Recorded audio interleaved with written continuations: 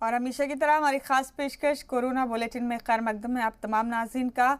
आगे बढ़ेंगे, खास मेहमान भी हमारे साथ जुड़ेंगे रोज़ाना की तरह, लेकिन उससे पहले अभी तक के बड़े अपडेट कोरोना वबा के हवाले से आपको दे दें। तो कोरोना पर बड़ा अपडेट ये है कि बुद्ध पूर्णिमा के मौके पर पीएम मोदी ने मुल्क को खिताब किया। उन्होंने कहा कि कोरोना ने अभी हमें नहीं छोड़ा। इस बीच आईसीएमआर के मुताबिक अब तक कुल करीब 33.5 करोड़ सैंपल लिए गए। आईएमए ने डॉक्टर्स की मौत का नया आदादोशुमार जारी किया है। कोरोना की दूसरी लहर में 513 डॉक्टर्स की मौत हो गई है आईएमए के मुताबिक, और दिल्ली में सबसे ज्यादा 103 डॉक्टर्स की मौत हुई।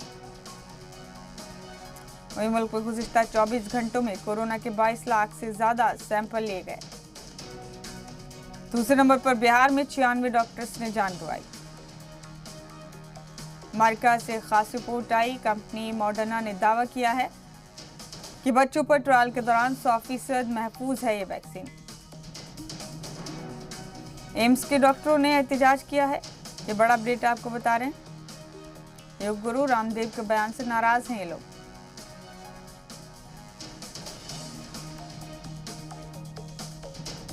कहा शर्मनाक बयान पर मुल्क के सामने आकर माफी मांगे रामदेव। प्रयागराज में गंगा किनारे रेत में दफन लाशों से कपड़े हटाने के मामले में डीएम ने जांच का हुक्म दिया है। आपको बता दें कि गंगा किनारे सैकड़ों लाशें मिली। और यूपी के गौतम बुद्ध नगर में 5 की जगह 10 जगहों पर ड्राइव इन वैक्सीनेशन। 18 साल से ज्यादा उम्र के भी लोग वैक्सीन लगा सकेंगे।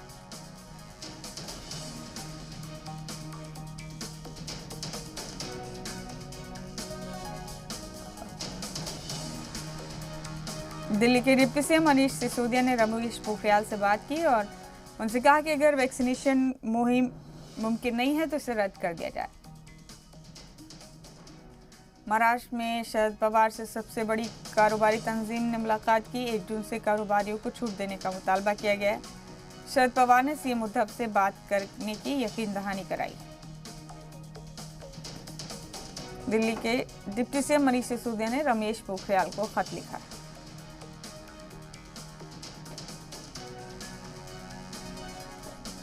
इस बीच आपको बता दें कि यूपी के सीएम योगी आदित्यनाथ ने गोरखपुर का दौरा किया है। एम्स गोरखपुर में कोरोना और इंसेफ्लाइटिस वार्ड का जायजा लिया उन्होंने। मुतासरीन और डॉक्टरों से भी बात की। यूपी के गौतम बुद्ध नगर में ब्लैक फंगस के मरीजों की तादाद में तेजी से इजाफा हुआ है और गुज़िश्ता 24 घंटे के अंदर 25 नए मरीज मिले। इलाज के दौरान 2 की मौत की खबर है।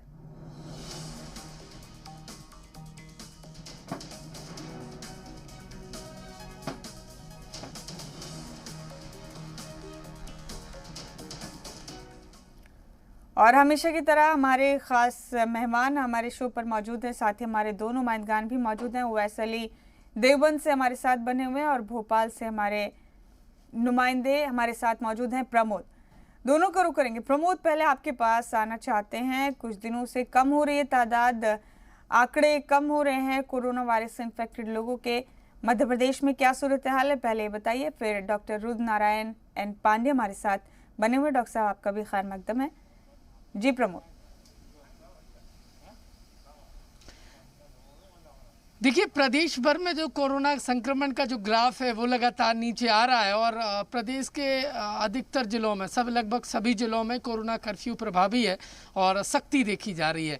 मुख्यमंत्री शिवराज सिंह चौहान ने घटते कोरोना संक्रमण और 1 जून से जो कोरोना कर्फ्यू है उसमें ढिलाई देने की बात कही है।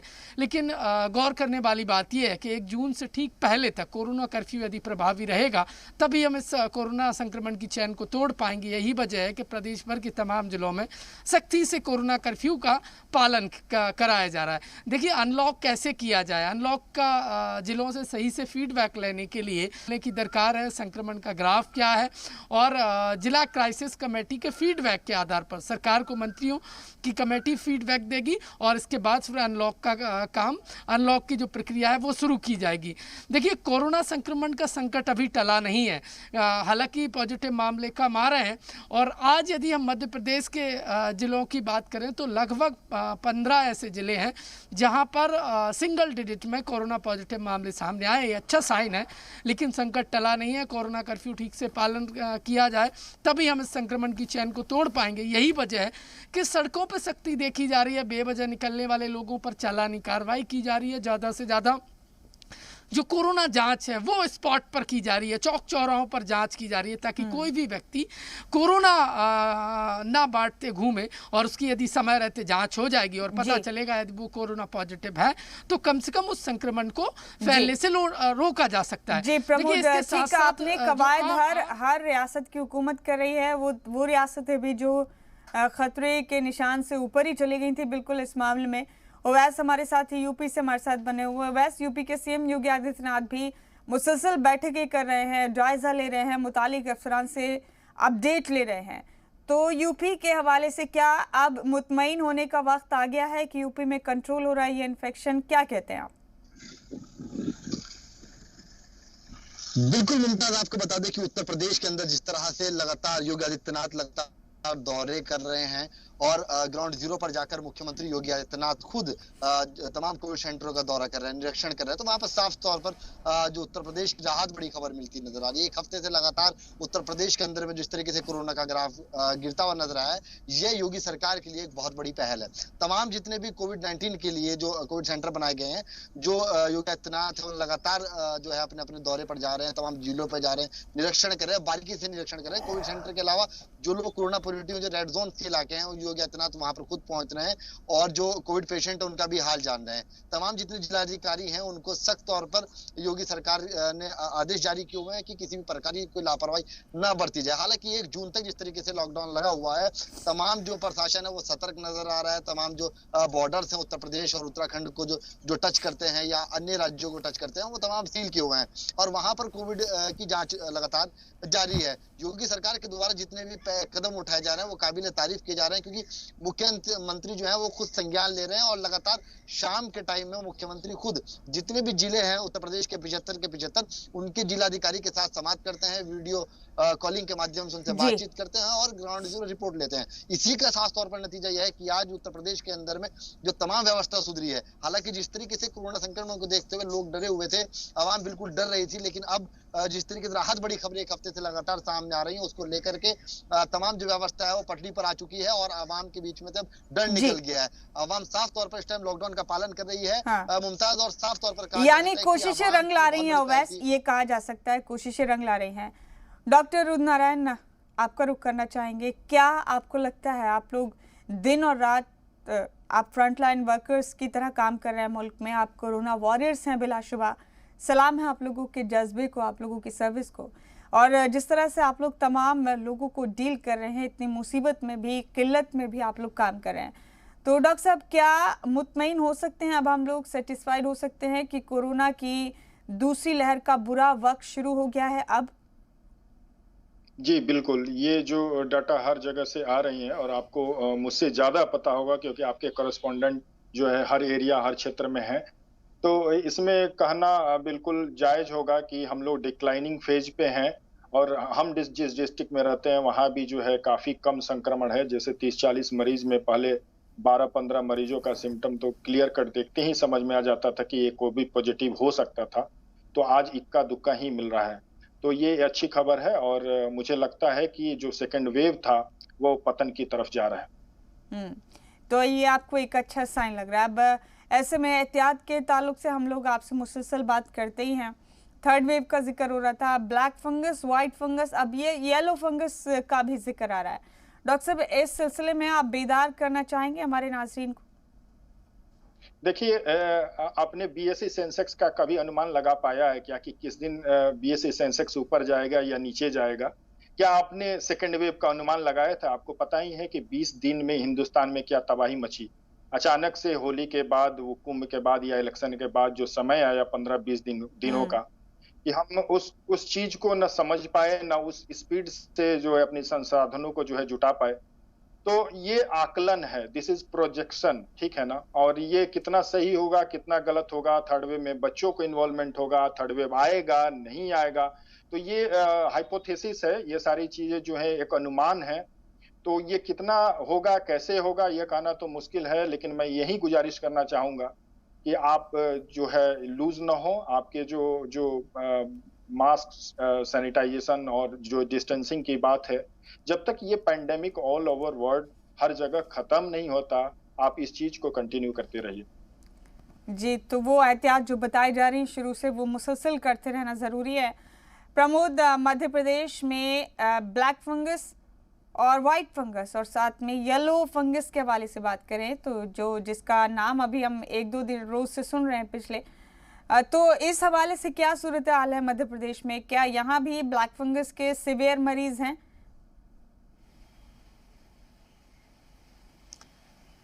देखिए, बड़ी संख्या में प्रदेश भर में ब्लैक फंगस के मरीज अब तक निकलकर सामने आए हैं और प्रदेश भर के 13 जो मेडिकल कॉलेज हैं उनमें अब तक यदि हम सरकारी आंकड़ों पर नज़र डालें तो 506 ब्लैक फंगस के मरीजों का इलाज चल रहा है और जिनमें से बड़ी संख्या में लोग ठीक भी हुए हैं, सर्जरी भी हुई है और कई काल के गाल में भी समा गए। देखिए, संक्रमण, एक संकट टला नहीं था कोरोना का दूसरे संकट ने और इस तरीके से आमद दी है और ब्लैक फंगस से कहीं ना कहीं दवाइयों की कमी की तस्वीरें निकल कर सामने आई।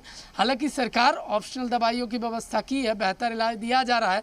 मध्य प्रदेश सरकार ने ब्लैक फंगस से लड़ाई के लिए देखिए मुफ्त इलाज देने का काम किया जा रहा है और प्रदेश के ऐसे कई जिलों में जो मेडिकल कॉलेज हैं वहाँ पर इलाज दिया जा रहा है। अलग से कोविड जो ब्लैक फंगस वार्ड भी बनाए गए हैं, जिस तरीके से कोविड वार्ड बनाए गए थे ताकि ब्लैक फंगस जो संक्रमित मरीज हैं उनको बेहतर इलाज मिल सके। देखिए, अलग से डॉक्टरों की टीम भी लगाई गई है और लगातार वो निगरानी रखे हुए कहाँ कितने मामले आ गए हैं। एक कंट्रोल रूम भी बनाया गया है। इस संक्रमण को टालने के लिए, इस संक्रमण से जंग जीतने के लिए सरकार लगातार प्रयास कर रही है। जी, वैसे यूपी पुलिस ने कोरोना के हवाले से चालान काट कर 250 करोड़ रुपए कमा लिए। अब लोगों में अगर इससे ज़्यादा बेदारी होती तो शायद यूपी पुलिस को ये गोल्डन चांस नहीं मिलता इस मौके पर। बहरहाल ये एक बेदारी की बात है, लेकिन गाँव की बात करें, अब गाँव में तेज़ी से बढ़ा है पिछले कुछ दिनों में इन्फेक्शन, तो यूपी के गाँव में इसकी रोकथाम के लिए कौन से खास कदम उठाए गए हैं वो आपसे जानना चाहते हैं। वैसे मुमताज, आपने बिल्कुल सही कहा कि उत्तर प्रदेश पुलिस ने जो है काफी चालान काटे हैं, उसका इजाफा हुआ है। बजट में भी इसको लेकर के जो पुलिस का पेश होगा उसके अंदर काफी बड़ा इजाफा देखने को मिलेगा।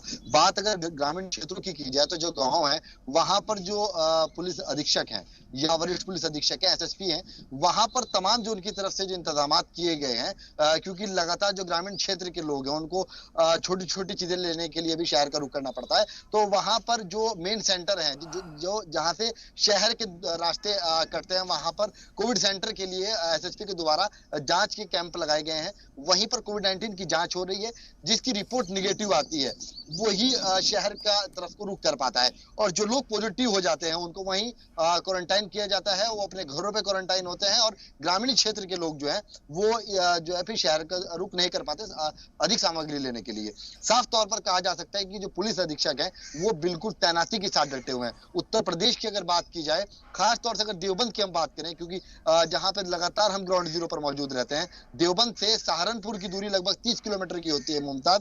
तो 30 किलोमीटर की दूरी के अंतर्गत में जितने भी ग्रामीण क्षेत्र हैं वहां पर जो हाईवे को टच करने वाले जितने भी गांव हैं उन पे सभी जगह पर कोविड-19 के कैंप लगा दिए गए हैं। वहीं पर उनकी जांच हो रही है और सैंपल लेने के बाद जिसकी रिपोर्ट निगेटिव आती है वही अब सहारनपुर का रुख कर पाता है या रुड़की का रुख कर पाता है। लगातार बॉर्डर सीज किए गए हैं और जो स्वास्थ्य विभाग है उसकी 2-2, 3-3 टीमें और 4-4 नोडल ऑफिसर जो ग्रामीण क्षेत्रों के लिए एसएसपी ने डीएम ने बना रखे हैं, वो वहां पर लगातार ग्रामीण क्षेत्र का दौरा कर रहे हैं और ये बहुत बड़ी उपलब्धि है कि इसी की वजह से आज जो बढ़ता हुआ संक्रमण जो कोरोना काल के दौरान में सामने आया था, जिसको बिल्कुल उस पर विराम लगी है, एक बिल्कुल रोक लग गई है, जो उत्तर प्रदेश के लिए बड़ी उपलब्धि है मुमताज। क्योंकि ग्रामीण क्षेत्र की होता है कि अक्सर भीड़ भाड़ वाले इलाके में रहते हैं, सोशल डिस्टेंस का वहां पे पालन नहीं हो पाता है, मास्क को कोई ज्यादा ग्रामीण क्षेत्र के लोग यूज नहीं करते हैं। अभी तक अधिकांश अगर देखा जाए तो ग्रामीण क्षेत्रों में लोगों को यह पता नहीं होता कि सैनिटाइजर किसको कहा जाता है, लेकिन फिर भी ग्रामीण क्षेत्र के अंदर में जागरूकता भी आई है। अगर कहा जाए कि कोरोना कुछ हद तक आई है, वैसा आपने ठीक कहा, कोशिशें मुसलसल जारी हैं। डॉक्टर साहब, आपके पास फिर आना चाहेंगे, अगर लोगों ने खुद बहुत संजीदगी से लिया होता इस बीमारी को, बहुत तशवीशनाक इसे समझा होता, जानलेवा समझा होता खुद से, क्योंकि जिनके अपने अभी तक नहीं गए, ऊपर वाले का करम है कि जिनके अपने अभी तक नहीं गए इस बीमारी में, उन्हें अब भी ये लगता है कि ये बीमारी कोई ऐसी चीज़ नहीं है जिससे परेशान हुआ जाए।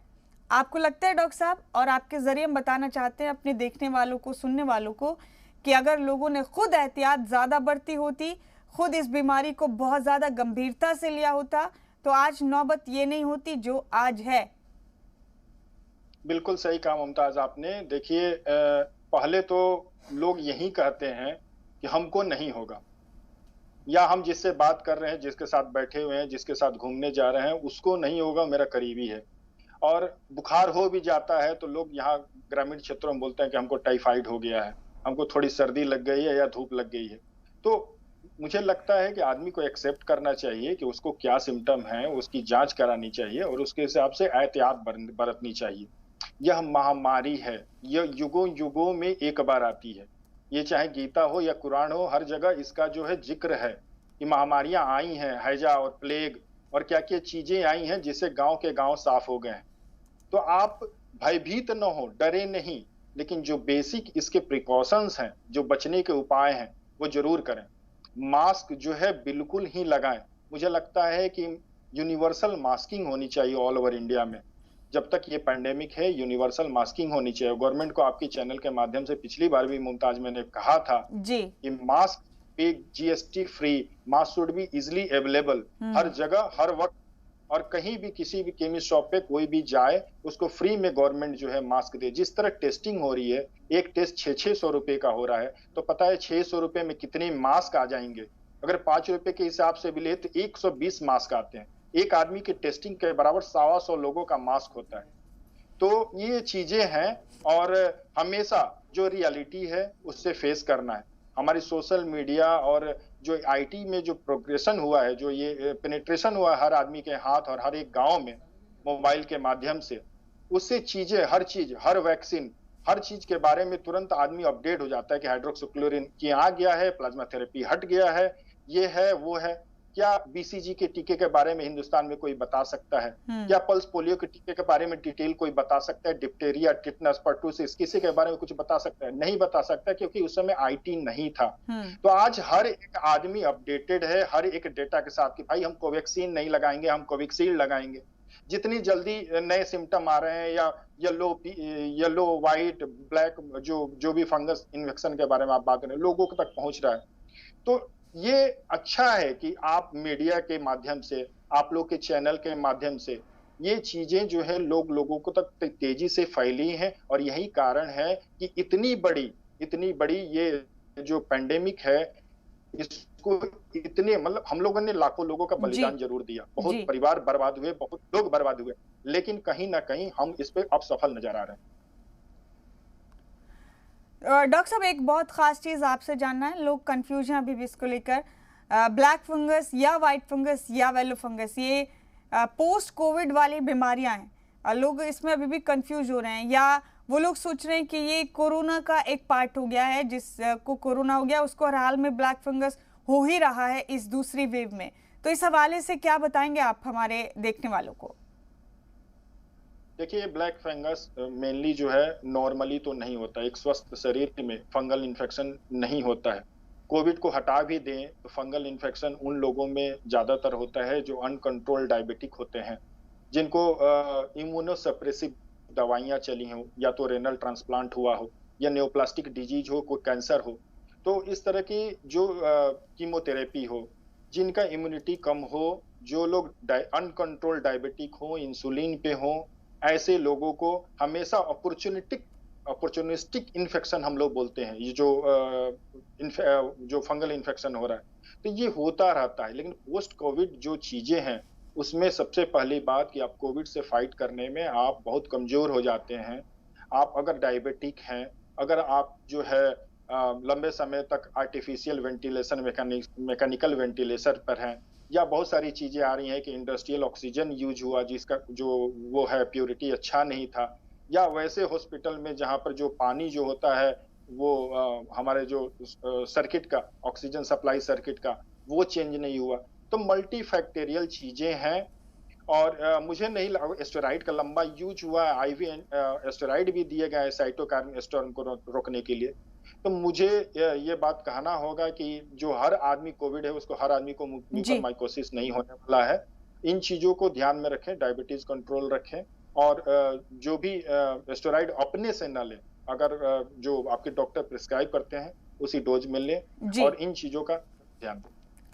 बहुत शुक्रिया डॉक्टर साहब आपका हमारे साथ जुड़ने के लिए। ओवैस और प्रमोद आपका भी बहुत बहुत शुक्रिया, आप जुड़े हमारे साथ, तमाम अपडेट आपने हमारे नाज़रीन तक पहुंचाया।